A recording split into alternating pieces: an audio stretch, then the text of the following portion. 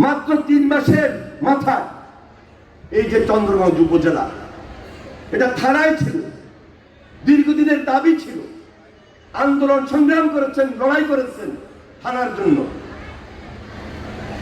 আমরা 3 মাসের মধ্যে আমাদের লক্ষ্মীপুর সদরের 21টা ইউনিয়নের মধ্যে 9টা ইউনিয়নকে নিয়ে নতুন ভাবে মাননীয় প্রধানমন্ত্রীর কাছে আমরা কৃতজ্ঞতা ধন্যবাদ দিয়ে শেষ করতে পারবো না। তিনি আমাদের এই অঞ্চলের জন্য চন্দ্রগঞ্জ উপজেলা উপহার দিয়েছেন।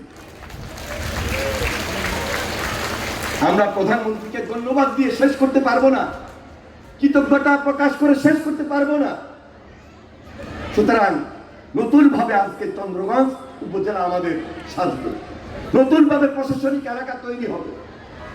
আমাদের এই অঞ্চলের মানুষের দীর্ঘদিনের দাবি যে লক্ষ্মীপুরে একটা বিশ্ববিদ্যালয় চাই, লক্ষ্মীপুরে একটা অর্থনৈতিক জোন চাই।